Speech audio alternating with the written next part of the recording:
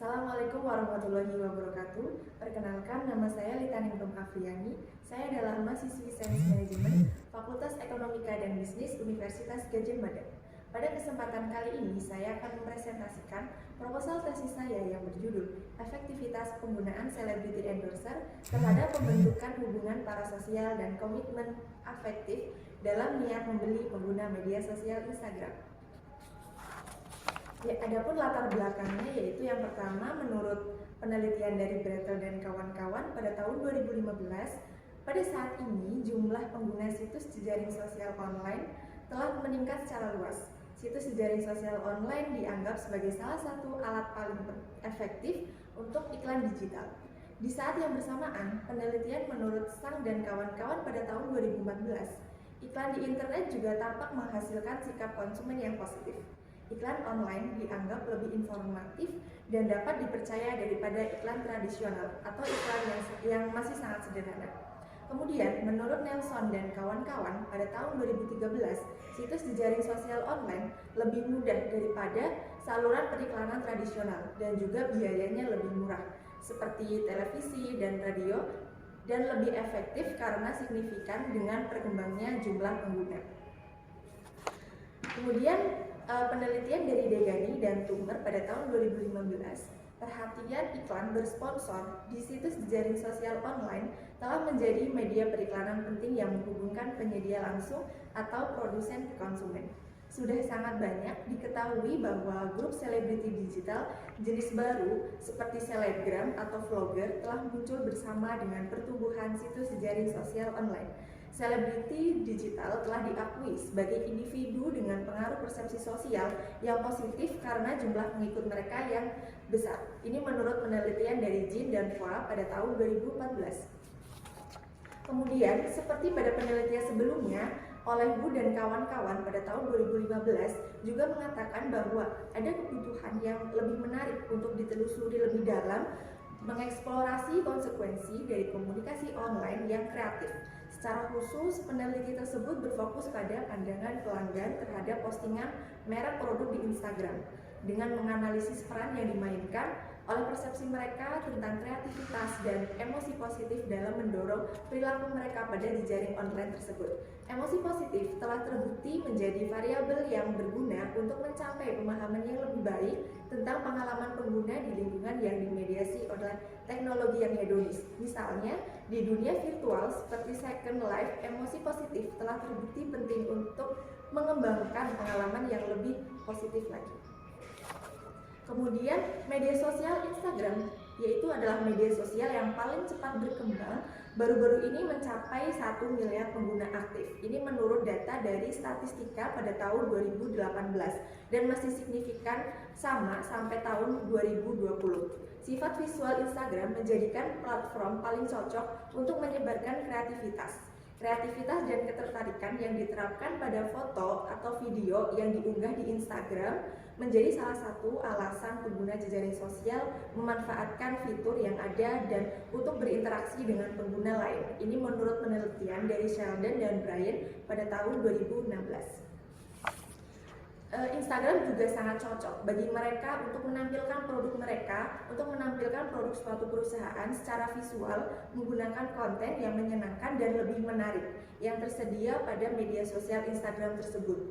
Kemudian merek khususnya di industri kosmetik dan pakaian menyadari peran yang dimainkan oleh kreativitas di Instagram dan mereka melakukan tindakan kreatif di jaringan untuk mendapatkan hasil yang lebih baik. Maka dari itu, betapa pentingnya pengguna media sosial, khususnya di sini difokuskan pada aplikasi Instagram, dalam memaksimalkan penawaran dan penjualan produk mereka yang dimainkan oleh kreativitas dalam mengkampanyekan merek mereka, yang berfokus pada pengikut Instagram mereka dalam mencapai pemasaran yang lebih sukses. Kondisi sekarang di pasar konsumen, di tengah persaingan yang semakin ketat antara merek global dan lokal, peran selebriti dalam perumusan strategi pemasaran menjadi semakin penting dan banyak dibutuhkan untuk menunjang penjualan produk suatu perusahaan. mengingat hampir seperenam pengguna internet di seluruh dunia yang berusia 16 tahun sampai 34 tahun menemukan mereka melalui dukungan selebgram atau celebrity endorser. Ini menurut data dari Global Web Index pada tahun 2017. Jadi tidak mengherankan jika sekitar 10% dari biaya iklan dihabiskan untuk dukungan dari selebriti media sosial dalam mempromosikan produk mereka. Dengan beberapa perusahaan mengalokasikan lebih dari 1/4 anggaran iklan mereka untuk pendukung selebriti.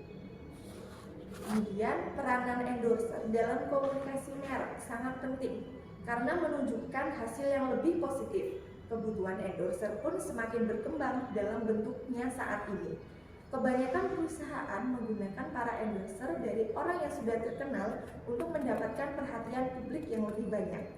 Penelitian ini menggunakan kerangka SOR atau stimulus, organisme, dan juga kemudian respon untuk menganalisis tanggapan pelanggan dan menerapkan publikasi merek di jejaring sosial, khususnya Instagram, sebagai rangsangan yang kemudian dapat mengaktifkan persepsi pengguna mengenai emosi positif, lalu mendorong tanggapan mereka atau tanggapan dari calon konsumen itu menuju ke komitmen efektif dan kemudian ke niat membeli. Kemudian teori yang saya gunakan yaitu teori interaksi parasosial. Teori interaksi parasosial yaitu penggemar cukup merasakan keterhubungan, cenderung merasakan keterhubungan dengan selebriti berdasarkan dengan kesamaan keyakinan, kesamaan sikap, dan juga kemiripan, dikatakan oleh Frederick dan kawan-kawan pada tahun 2012. Kemudian interaksi dengan selebritas di media sosial dapat menjadi penggemar rutin dan akhirnya menjadi bagian penting dari para followers di kehidupan sehari-hari mereka. Ini menurut penelitian dari Siang dan kawan-kawan pada tahun 2016.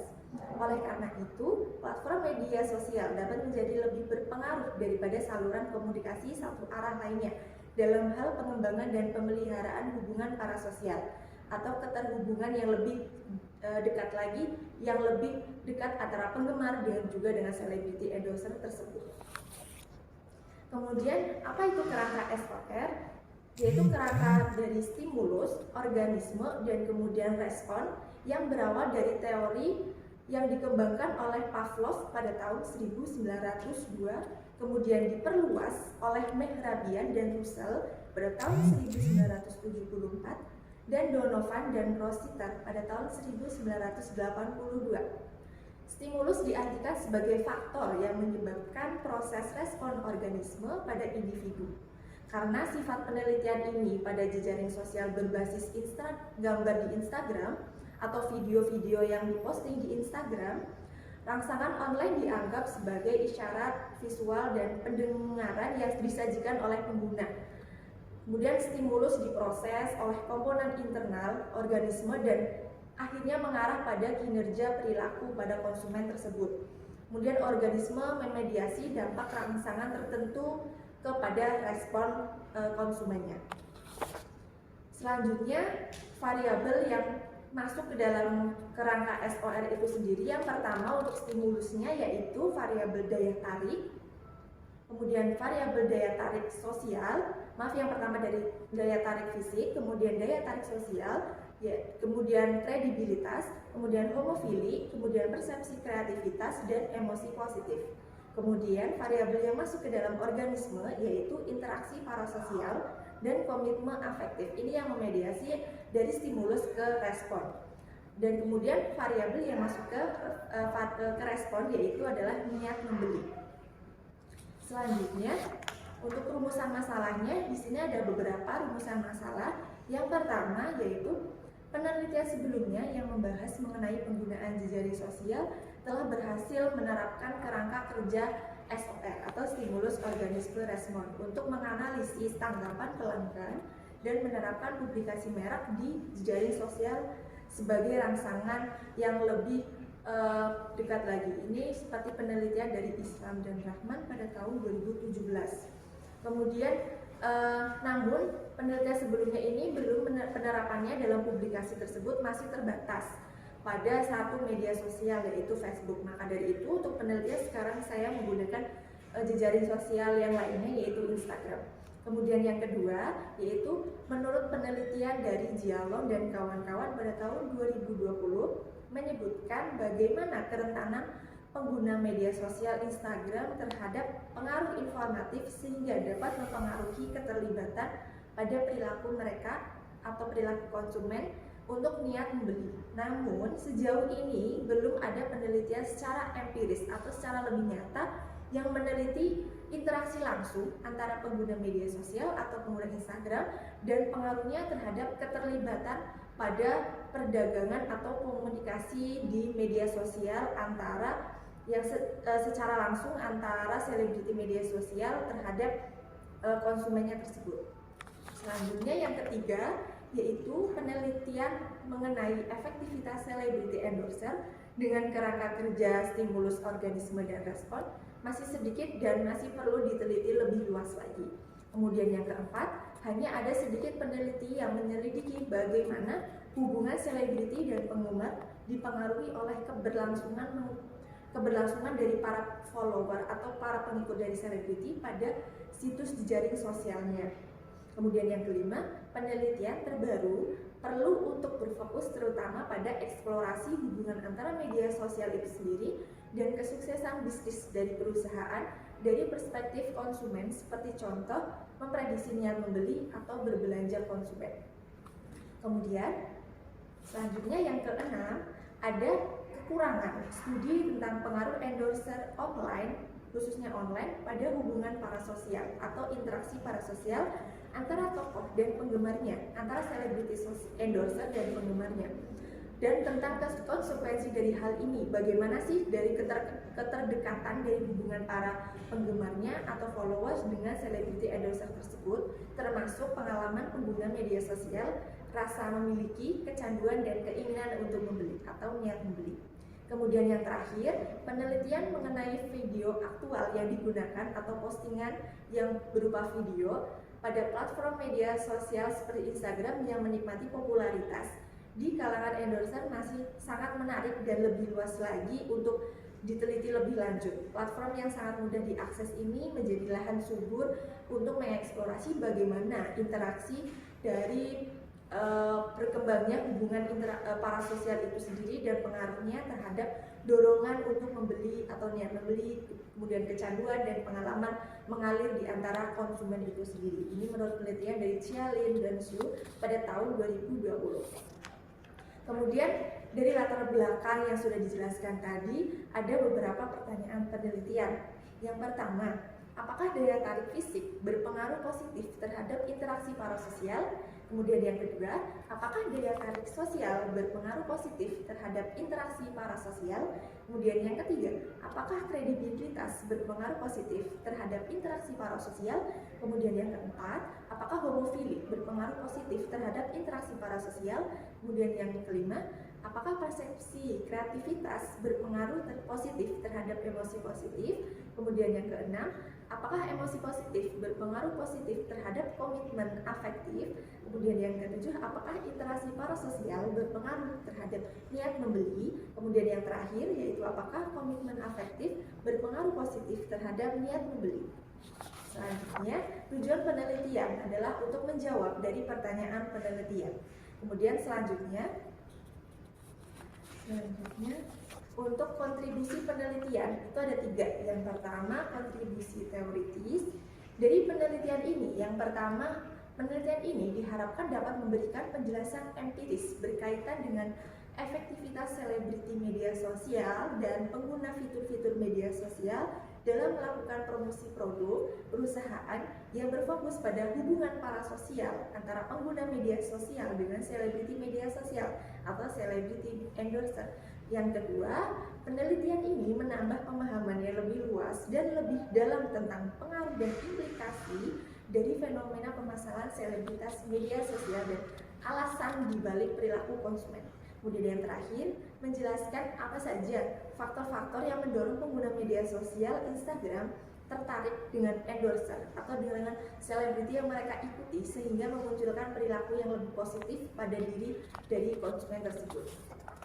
Kemudian untuk kontribusi praktisnya, Dari penelitian ini yang pertama yaitu peneliti diharapkan dapat memberikan pemahaman mengenai perilaku konsumen pengguna media sosial yang aktif berinteraksi dengan para penggemarnya sehingga membentuk hubungan yang positif atau hubungan yang lebih dekat lagi. Kemudian yang kedua, dengan adanya penelitian ini diharapkan para praktisi mampu untuk membuat keputusan dengan baik tentang bagaimana menggunakan endorser atau memilih celebrity endorser dalam promosi produk mereka atau promosi dari produk perusahaan dan mengembangkan strategi tentang jenis endorser seperti apa sih yang lebih efektif atau jenis produk apa yang dapat diiklankan dengan sukses oleh selebriti dengan tepat. Kemudian yang terakhir, praktisi pemasaran dan perusahaan juga dapat meningkatkan kepercayaan dan emosi positif dari konsumen serta bisa mendorong konsumen untuk melakukan niat pembelian. Kemudian untuk kontribusi metodologisnya, dari penelitian ini yang pertama, peneliti ini diharapkan dapat memberikan sumbangsih berkenaan dengan cara untuk memberikan jawaban dan solusi yang tepat bagi persoalan yang ada terkait dengan keefektivitasan penggunaan peran endorser dalam publikasi produk suatu perusahaan. Kemudian yang kedua, memaksimalkan strategi promosi dengan memanfaatkan dan mengelola kemampuan dari celebrity endorser pada media sosial di Instagram khususnya agar berperan secara maksimal dan mempromosikan suatu bisnis perusahaan dengan baik. Selanjutnya, untuk hipotesisnya yaitu yang pertama, terdapat pengaruh positif dari daya tarik fisik terhadap interaksi parasosial. Kemudian yang kedua, terdapat pengaruh positif daya tarik sosial terhadap interaksi parasosial. Kemudian yang ketiga, terdapat pengaruh positif kredibilitas terhadap interaksi parasosial.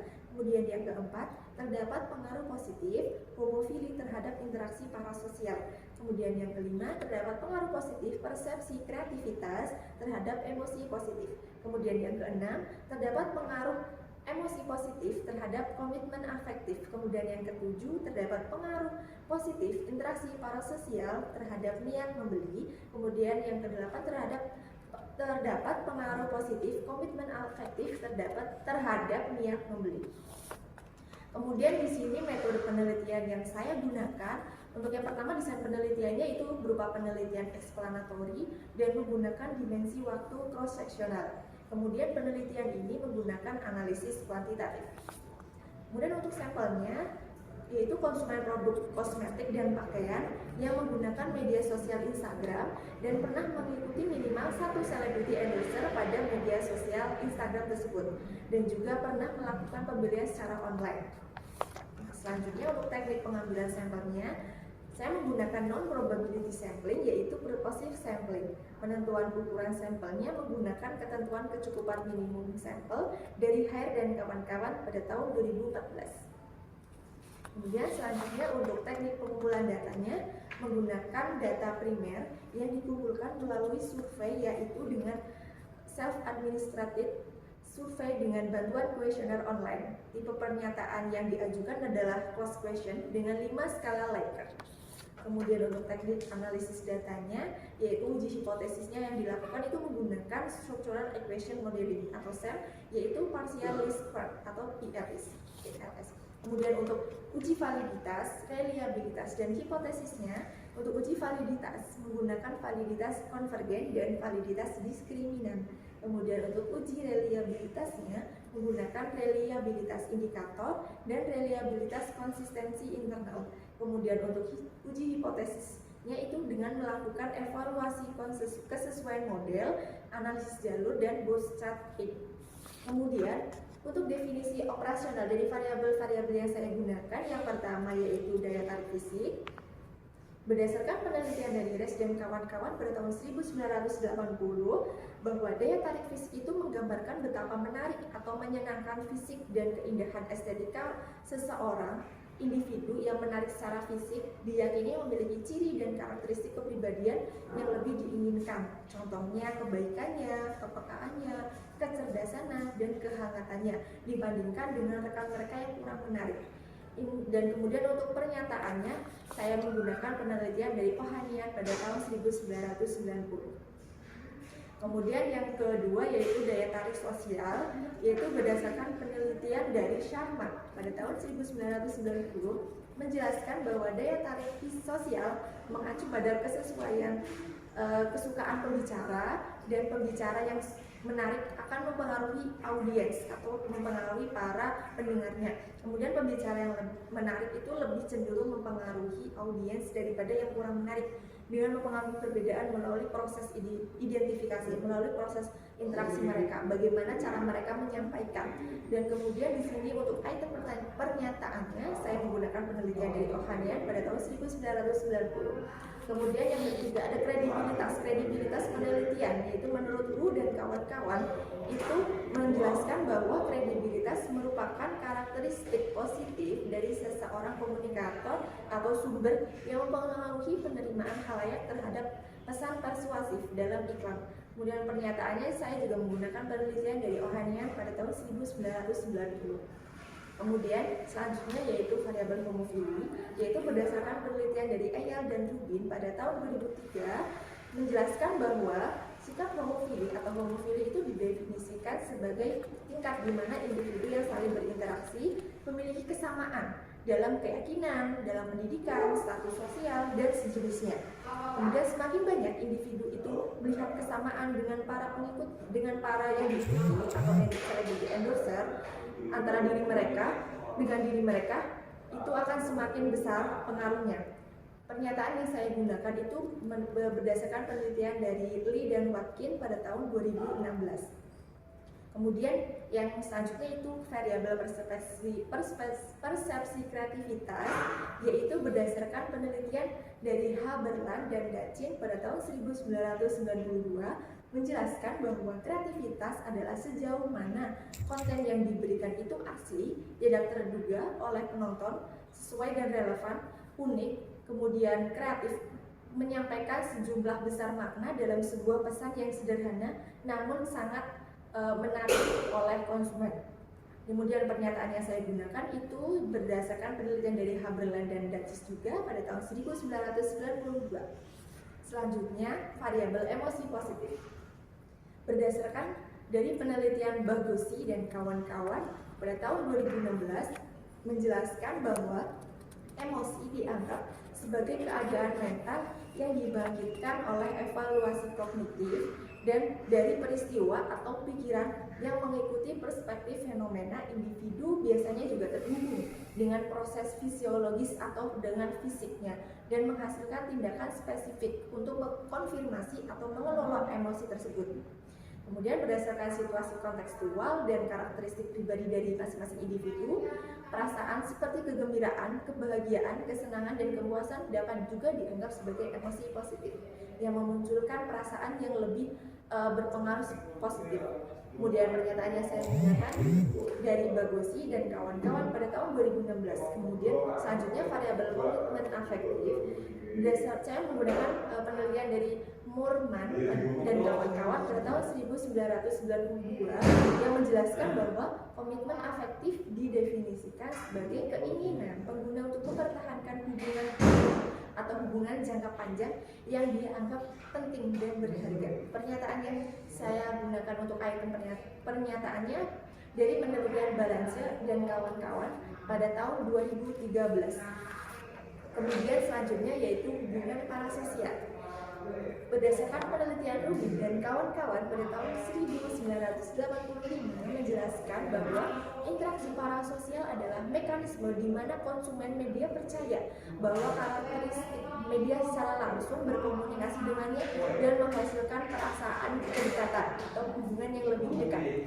Dan item pernyataan yang saya gunakan itu dari penelitian Rubin dan kawan-kawan pada tahun 1985. Dan kemudian variabel niat membeli. Niat membeli merupakan proses pengambilan keputusan yang dilakukan oleh konsumen sebelum melakukan pembelian atas produk yang ditawarkan atau dibutuhkan konsumen. Pernyataannya saya pakai berdasarkan penelitian dari Lee tahun 2015. Kemudian saya telah melakukan prauji pada proposal tesis saya. Prauji dilakukan dengan cara mendistribusikan kuesioner secara online menggunakan Google Form.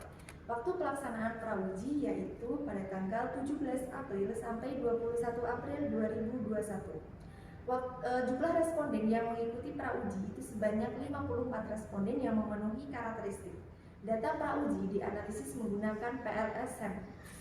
Kemudian hasilnya dari prauji tersebut, semua indikator pernyataan pada setiap variabel valid sehingga tidak ada yang dihapuskan dari kuesioner penelitian. Sekian presentasi dari saya. Wassalamualaikum warahmatullahi wabarakatuh.